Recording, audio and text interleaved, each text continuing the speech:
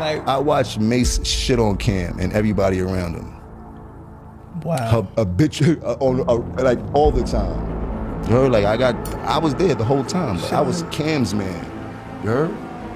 Cam and Mase were so-called best friends, grew up together in RP Hollywood. I was there for everything. That's one thing that people can't never say, is that I wasn't there for every single thing. Oh, they getting it cracking in here the way I like it. Well, it looks like Jim Jones has made his mind up, right?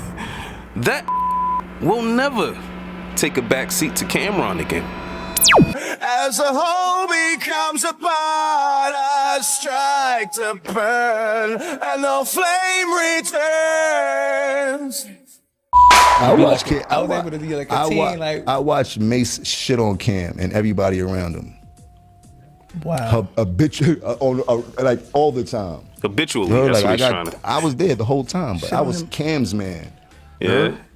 Yeah. Cam and Mase were so-called best friends, grew up together in RP Hollywood. Like I was there for everything. That's one thing that people can't never say, is that I wasn't there for every single thing. I was a Cam fan. Didn't like, I didn't like. And I already see how he was handling Cam, so I definitely didn't like him. You dig? And then I seen how much love Cam had for him and how Cam was jumping out the window for him, which a friend should and shit like that. Like, on his dick is what Jim wanted to say. Like, he was trying his best to make sure that Mase stayed as safe as possible, but Mase got that money and lost his mind. Seen crazier shit happen. I know brothers that shot brothers and shit like that. So for friends to get back after a world of whatever they went through, no surprise. It's not surprising to me and shit like that. But I see they don't talk about the days of being shit on. You heard? Yeah. They moved on, Jim. They moved on, man. Things that separated them and shit like that. Kim was like, I thought we could pull it together. Next thing I know, I see Jim performing with. He ain't think nothing. He could pull nothing together. He couldn't do nothing with me. He couldn't tell me nothing. But let's not get this shit twisted.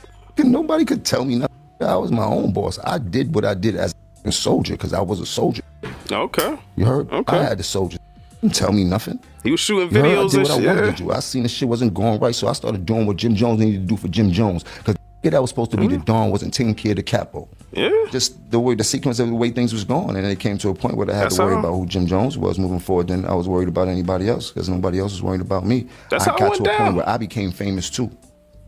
There was a point where all the famous people know me. Then after that, it was like, shit, I'm just as famous as all the famous people. I can't do what I used to do for you. You heard? Can't be a dojo Somebody gotta no do more, that brother. for me right now because I'm super lit. You heard? But I put my life on the line for all of the shit, and you know, and everybody knew that. But wasn't doing the same thing in return. When you start to feel like somebody, when you start to feel like somebody want to see you do good, but not as good as them, you're like, oh yeah, I know what this move is about. You heard? Cam got those vibes. Got the mind of a real leader. Cam got those vibes. He do. He always has. To perform. I had Ballin'. I had the hottest record at the time. My record was hotter than 50's records at the time when Ballin' spanked out and shit like that.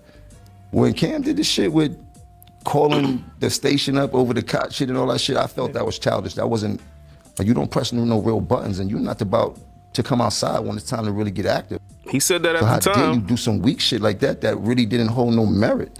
Like, you start going crazy over Contra, a white man that been jerking us since we got signed there, and whatever backdoor deals you had with him serves you more advantageous than it served me. You understand what I'm trying to say? Like, so when that shit went on, I was like, that was kind of weak. That was corny, because at that time, there was no real beef. It was just the most powerful groups of individuals that's running New York at the same time. So in my mind, I was like, it's more advantageous for us to try to figure out how to start to move and do tours and really go crazy and figure out, because that we were sizzling, but this was on Mars. 50, man. It wasn't doing regular shit. It wasn't. 50 was a wave. He really was. Every night. We doing clubs every night. We got the city and the urban communities on fire and shit like that. In my mind, I see an opportunity for us to really start. You heard? Like, we had all the power and shit like that. My mind ran different and shit like that. So when he did that, I'm like, damn, sense. All that up. This is right. It can't get no righter. Look, if you grew up in my generation, let's say you're in your mid-30s, and you really, really love rap, then yeah, I already know you got to see the rise of 50 Cent and G-Unit, and you got to see the rise of Cameron and Dipset. And you, like me, I also know the history and the specific timeline of Cameron breaking up with Dipset, and specifically the Cam 50 argument on the radio, and Cam disappearing for like 8 months to go down to Orlando to take care of his then sick mother, rest in peace to her, as she has passed away recently. And then, you know, Cam in that pool with that slightly black eye, I believe it was a True Life, I believe, punched him in the face, or there was rumors about that going on. And then the straw that broke the camel's back. Tuning into Rap City, expecting to see 50 Cent and G Unit. A couple of freestyles, maybe a freestyle from my Banks. Tuning into Rap City and seeing Jim Jones appear on screen with 50 Cent at the time he was beefing with Cameron was like, it was almost like life wasn't real. Literally, what the is this? I remember this shit like yesterday, and I could not believe the deceit. And then I remember asking myself, if I left my people for a period of time without contact, and then they went on and started making their own moves, would I be upset? Probably not. Would I be if the move was with an enemy of mine?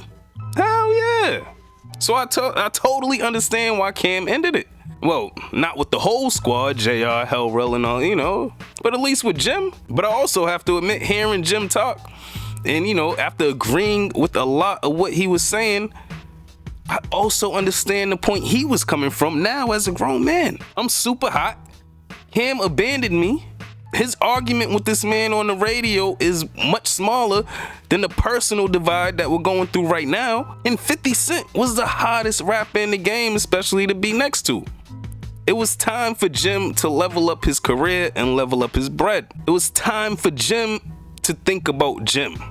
And look, Cam can hold on to that loyalty grudge, but Jim had to hold on to maintaining a living. And I'm with Jim. But what do I know? Let me know what y'all think in the comments. Like, subscribe if you like the content, hit the notification bell. And with that said, hopefully you've been entertained and informed while passing this precious time that we have. And hopefully I've earned your sub. I go by the name of Mac. This has been Doing It for GP. Till next time. Get the out of here, bitches!